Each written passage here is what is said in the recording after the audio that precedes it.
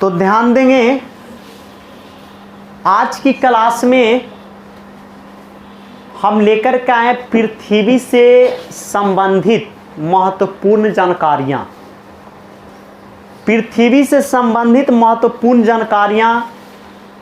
पृथ्वी सूर्य को एक चक्कर लगाने में कितना समय लेती है, अपने अक्ष पर कितने समय में घूम जाती है, अपने अक्ष पर कितना डिग्री झुकी हुई है, दिन और रात कैसे होता है, तो ये सभी चीज़ों के बारे में आज हम लोग अध्ययन करेंगे। तो पहला प्रश्न लेकर के आए हैं, पृथ्वी की कितनी गतियां होती है?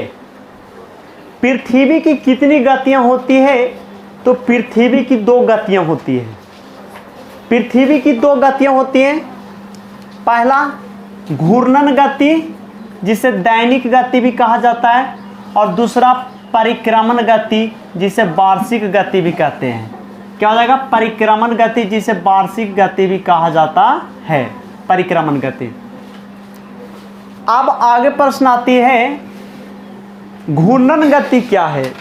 घूर्णन, तो घूर्णन गति क्या है? तो ध्यान देंगे, यहाँ पर कहता है पृथ्वी को अपने अक्ष, अक्ष का अर्थ धुरी पर, पृथ्वी को अपने अक्ष के चारों ओर घूमना घूर्णन कहलाता है। चारों ओर घूमना घूर्णन कहलाता है, और इससे जो गति उत्पन्न होती है, घूमने से जो गति उत्पन्न होती है, उसे घूर्णन गति कहते हैं। उसे क्या कहते हैं? घूर्णन गति। तो समझ गए? हाँ, पृथ्वी को अपने अक्ष के चारों ओर घूमना घूर्णन गति कहलाता है। पृथ्वी को अपने अक्ष के चारों ओर घूरना घूर्णन गति कहलाता है, और इससे जो गति उत्पन्न होती है, इससे जो गति उत्पन्न होती है, उसे घूर्णन गति कहते हैं। उसे क्या कहते हैं? घूर्णन गति कहते हैं। अब इसके बाद आगे, पृथ्वी के किस गति के कारण दिन और रात होता है? दिन और रात। अब प्रश्न आती है कि दिन और रात क्यों होती है, किस गति के कारण होती है? तो पृथ्वी के घूर्णन गति के कारण, पृथ्वी के घूर्णन गति के कारण दिन और रात होते हैं। पृथ्वी के घूर्णन गति के कारण दिन और रात होते हैं। इसके बाद है परिक्रमण। यहाँ पर ध्यान देंगे, परिक्रमण। परिक्रमण गति क्या है?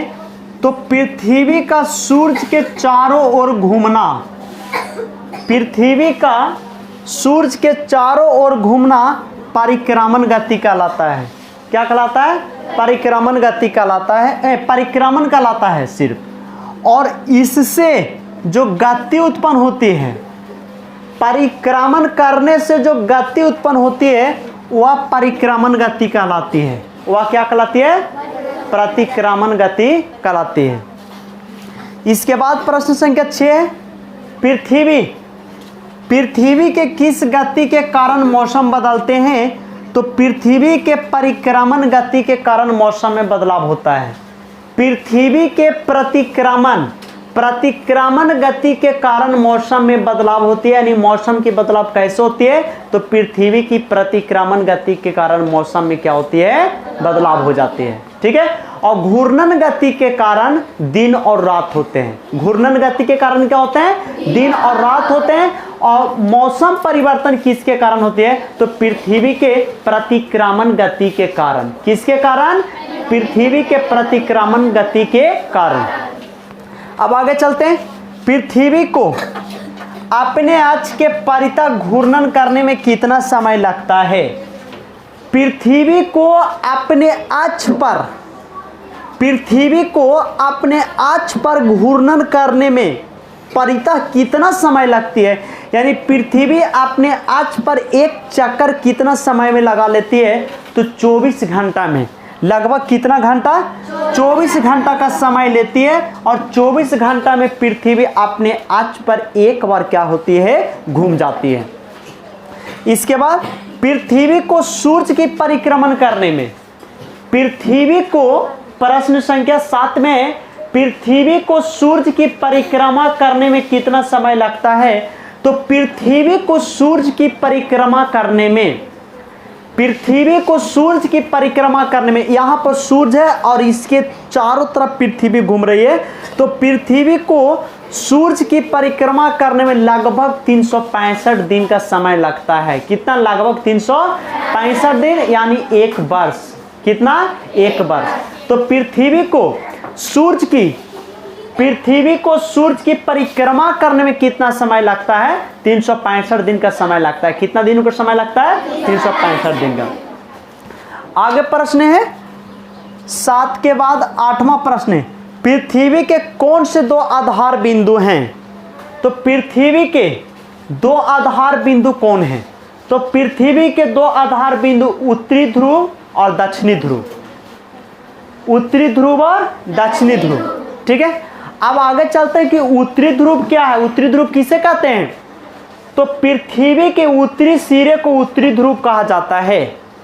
पृथ्वी के उत्तरी सिरे को उत्तरी ध्रुव कहा जाता है और पृथ्वी के दक्षिणी सिरे को दक्षिणी ध्रुव कहा जाता है। पृथ्वी के दक्षिणी सिरे को दक्षिणी ध्रुव कहा जाता है। समझ में आ रहा है? यहाँ पर उत्तरी ध्रुव क्या है, यहाँ पर ध्यान देंगे। उत्तरी ध्रुव क्या है? तो पृथ्वी के उत्तरी सिरे को उत्तरी ध्रुव कहा जाता है। पृथ्वी के उत्तरी सिरे को उत्तरी ध्रुव कहा जाता है।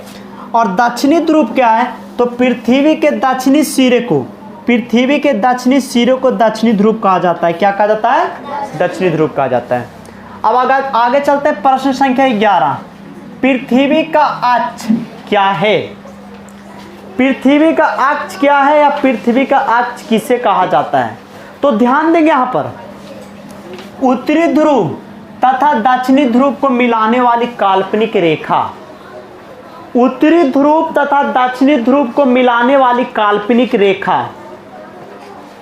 ठीक है, उत्तरी ध्रुव और दक्षिणी ध्रुव को मिलाने वाली काल्पनिक रेखा जिस पर पृथ्वी घूमती है। जिस पर पृथ्वी क्या होती है? घूमती है। जिस पर घूमती है वही पृथ्वी का अक्ष कहलाती है। क्या कहलाती है? पृथ्वी का अक्ष कहलाते हैं। फिर से इसको अध्ययन करते हैं। तो उत्तरी ध्रुव तथा दक्षिणी ध्रुव को मिलाने वाली काल्पनिक रेखा जिस पर पृथ्वी घूमती है, वह पृथ्वी का अक्ष कहलाती है। क्या कहलाती है? पृथ्वी का अक्ष कहलाती है। आगे, पृथ्वी का कक्ष ऑर्बिट क्या है? पृथ्वी का कक्ष ऑर्बिट क्या है? तो पृथ्वी जिस पथ पर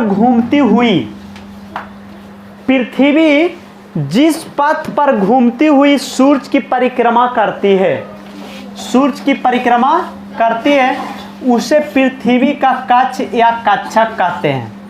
उसे पृथ्वी का कक्ष या कक्षक कहा जाता है। अगला प्रश्न है, पृथ्वी अपनी धुरी पर कितना डिग्री झुकी हुई है? तो पृथ्वी अपनी धुरी पर 23.5 डिग्री। पृथ्वी अपनी धुरी पर 23.1/2 डिग्री यानी 23.5 डिग्री झुकी हुई है। कितना डिग्री? 23.5 डिग्री झुकी हुई है। पृथ्वी के कक्ष के साथ कितने डिग्री का कोण बनाती है? पृथ्वी के कक्ष के साथ कितने डिग्री का कोण बनाती है? तो 66.5 डिग्री का कोण बनाती है। कितना डिग्री का? 66.5 डिग्री का कोण बनाती है। आगे, पृथ्वी के घूर्णन और परिक्रमण की दिशा क्या है? तो पृथ्वी पश्चिम से पूरब की ओर घूमती है। पृथ्वी पश्चिम से पूर्व की ओर घूम रही है। पश्चिम से पूर्व की ओर। यहाँ पर प्रश्न कर रहा है पृथ्वी के घूर्णन और परिक्रमण की दिशा क्या है? तो पृथ्वी के घूर्णन और परिक्रमण की दिशा पृथ्वी पश्चिम से पूर्व की ओर घूम रही है। पश्चिम से पूर्व की ओर घूम रही है। आगे चलते हैं, लीप ईयर कितने दिन के होते हैं? दिन छूटा हुआ है, लिखा हुआ नहीं है। लीप ईयर कितने दिनों के होते हैं? तो 366 दिन। कितने दिनों के? 366 दिनों के। प्रत्येक 4 वर्षों पर एक बार लीप ईयर होता है। प्रत्येक 4 वर्षों पर एक बार लीप ईयर होता है, जो 366 दिन के होते हैं। कितना दिन के? 366 दिन के। आगे वायु क्यों बहती है? वायु क्यों बहती है? तो पृथ्वी के परिक्रमण गति के कारण, पृथ्वी के प्रतिक्रमण गति के कारण वायु बहती है। पृथ्वी के प्रतिक्रमण गति के कारण वायु क्या होती है? बहती है। आगे चलेंगे। उत्तरी गोलार्ध, उत्तरी गोलार्ध यानी भारत में, उत्तरी गोलार्ध यानी भारत में सबसे बड़ा दिन, सबसे बड़ा दिन और सबसे छोटी रात किस तिथि को होती है? तो 21 जून को, 21 जून को सबसे बड़ा दिन और सबसे छोटी रात होती है भारत में। उत्तरी गोलार्ध में यानी भारत में, उत्तरी गोलार्ध यानी भारत में सबसे बड़ा दिन और सबसे छोटी रात किस तिथि को होती है? तो 21 जून को, 21 जून को सबसे बड़ी दिन और सबसे छोटी रात होती है। आगे चलेंगे। उत्तरी गोलार्ध यानी भारत में सबसे लंबी रात यानी सबसे बड़ी रात और सबसे छोटा दिन कब होता है? तो 22 दिसंबर को। कितना? 22 दिसंबर को। आगे भूमध्य रेखा क्या है? अगला प्रश्न है भूमध्य रेखा क्या है? तो गोलाकार पृथ्वी को, गोलाकार पृथ्वी को दो बराबर भागों में विभक्त करने वाली रेखा, ध्यान देंगे, गोलाकार पृथ्वी को दो बराबर भागों में विभक्त करने वाली रेखा को भूमध्य रेखा या विषुवत रेखा कहते हैं। भूमध्य रेखा या विषुवत रेखा कहते हैं। समझ में आ गया तक? किन्हीं को दिक्कत नहीं? एक और फिर से इसको हम अध्ययन कर रहे हैं, ध्यान देंगे। पृथ्वी की कितनी गतियां होती है? तो पृथ्वी की दो गतियां होती है, घूर्णन गति, परिक्रमण गति। कौन कौन? घूर्णन गति और परिक्रमण गति। आगे घूर्णन गति क्या है? घूर्णन गति क्या है? तो पृथ्वी को अपने अक्ष के चारों ओर घूमना घूर्णन कहलाता है। पृथ्वी को अपने अक्ष पर चारों ओर घूमना घूर्णन कहलाता है, लेकिन घूर्णन कहलाता है, लेकिन इससे जो गति उत्पन्न होती है, इससे जो गति उत्पन्न होती है उसे घूर्णन गति कहते हैं। इससे जो गति उत्पन्न होती है उसे क्या कहते हैं? घूर्णन गति कहते हैं। आगे पृथ्वी के किस गति के कारण दिन और रात होते हैं? तो पृथ्वी के घूर्णन गति के कारण दिन और रात होते हैं, दिन और रात होते हैं। पृथ्वी के घूर्णन गति के कारण दिन और रात होते हैं। अगला परिक्रमण गति क्या है? परिक्रमण गति क्या है? आगे प्रश्न करता है प्रतिक्रमण गति क्या है? तो पृथ्वी का सूर्य के चारों ओर घूमना प्रतिक्रमण कहलाता है। पृथ्वी को सूर्य के चारों ओर घूमना प्रतिक्रमण कहलाता है, और इससे जो गति उत्पन्न होती है, इससे जो गति उत्पन्न होती है वह परिक्रमण गति कहलाती है, वह प्रतिक्रमण गति कहलाती है। आगे पृथ्वी के किस गति के कारण मौसम बदलते हैं? पृथ्वी के किस गति के कारण मौसम बदलते हैं? तो पृथ्वी के परिक्रमण गति के कारण, पृथ्वी के प्रतिक्रमण गति के कारण मौसम में बदलाव होता है।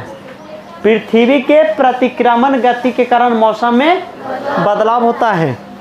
पृथ्वी को अपने अक्ष के परितः घूर्णन करने में कितना समय लगता है? तो 24 घंटा का समय लगता है। कितना? 24 घंटा का समय लगता है। कितना का समय लगता है? 24 घंटा। आगे चलेंगे। पृथ्वी को सूर्य की परिक्रमा करने में कितना समय लगता है? तो पृथ्वी को सूर्य की परिक्रमा करने में 365 दिन 6 घंटा लगता है। 365 दिन 6 घंटा का समय लगता है ना? पृथ्वी को सूर्य की परिक्रमा करने में कितना समय लगता है? तो पृथ्वी को सूर्य की परिक्रमा करने में 365 दिन 6 घंटा का समय लगता है। आगे चलेंगे। पृथ्वी के कौन कौन से दो आधार बिंदु हैं? तो पृथ्वी के दो आधार बिंदु उत्तरी ध्रुव और दक्षिणी ध्रुव। उत्तरी ध्रुव और दक्षिणी ध्रुव। अब आगे चलते हैं। उत्तरी ध्रुव क्या है? तो पृथ्वी के उत्तरी सिरे को उत्तरी ध्रुव कहा जाता है। पृथ्वी के उत्तरी सिरे को उत्तरी ध्रुव कहा जाता है। और दक्षिणी ध्रुव क्या है? तो पृथ्वी के दक्षिणी सिरे को दक्षिणी ध्रुव कहा जाता है। समझ में आ गया तक? समझ गए? आगे है प्रश्न, पृथ्वी का अक्ष क्या है? पृथ्वी का अक्ष क्या है? तो उत्तरी ध्रुव तथा दक्षिणी ध्रुव को मिलाने वाली काल्पनिक रेखा, उत्तरी ध्रुव तथा दक्षिणी ध्रुव को मिलाने वाली काल्पनिक रेखा जिस पर पृथ्वी घूमती है, जिस पर क्या होती है? पृथ्वी घूमती है, जिस पर पृथ्वी घूमती है वह अक्ष कहलाती है। वह क्या कहलाती है? अक्ष कहलाती है। और पृथ्वी का कक्ष क्या, ऑर्बिट क्या है? तो पृथ्वी जिस पथ पर घूमती हुई सूर्य की परिक्रमा करती है, पृथ्वी जिस पथ पर घूमती हुई सूर्य की परिक्रमा करती है उसे पृथ्वी का कक्ष या कक्षक कहते हैं, उसे पृथ्वी का कक्ष या कक्षक कहते हैं। आगे, पृथ्वी अपनी धुरी पर कितना डिग्री झुकी हुई है? तो पृथ्वी अपनी धुरी पर 23.5 डिग्री झुकी हुई है। कितना डिग्री? 23.5 डिग्री। आगे, पृथ्वी के अक्ष पृथ्वी के कक्ष के साथ कितने डिग्री का कोण बनाती है? तो 66.5 डिग्री का कोण बनाते हैं। कितने डिग्री का? 66.5 डिग्री का। अगला प्रश्न है, पृथ्वी के घूर्णन और परिक्रमण की दिशा क्या है? तो पृथ्वी पश्चिम से पूर्व की ओर घूमती है, पश्चिम से पूर्व की ओर, ना कि पूर्व से पश्चिम, नहीं, पश्चिम से पूर्व की ओर घूम रही है, पश्चिम से पूर्व की ओर घूम रही है पृथ्वी। लीप ईयर कितने दिनों को होते हैं? तो लीप ईयर 366 दिन को होते हैं, जो प्रत्येक 4 वर्षों पर आती है। लीप ईयर कितने दिनों का? 66 दिनों पर, जो प्रत्येक कितने वर्षों पर आते हैं? 4 वर्षों पर आते हैं। आगे चलते हैं, वायु क्यों बहती है? तो पृथ्वी के परिक्रमण गति के कारण, पृथ्वी के प्रतिक्रमण गति के कारण वायु बहती है। ठीक है, पृथ्वी के प्रतिक्रमण गति के कारण वायु क्या होती है? बहती है। आगे, उत्तरी गोलार्ध में यानी भारत में, उत्तरी गोलार्ध भारत में सबसे बड़ा दिन और सबसे छोटी रात, सबसे बड़ा दिन और सबसे छोटी रात किस तिथि को होती है? तो 21 जून को। किस तिथि को? 21 जून को। उत्तरी गोलार्ध यानी भारत में सबसे लंबी रात और सबसे छोटी दिन कब होती है? तो 22 दिसंबर को। कब होती है? 22 दिसंबर को। और आगे, भूमध्य रेखा क्या है? तो गोलाकार पृथ्वी के 2 बराबर भागों में विभक्त करने वाली रेखा, गोलाकार पृथ्वी को 2 बराबर भागों में विभक्त करने वाली रेखा को भूमध्य रेखा या विषुवत रेखा कहा जाता है। किन को परेशानी? नहीं सर। कोई दिक्कत है? नहीं सर। नहीं है। समझ में आ गया ना? तो नेक्स्ट कल की क्लास में हम लेकर के आगे बढ़ेंगे इसी से रिलेटेड, यानी पृथ्वी से रिलेटेड आगे की प्रश्न।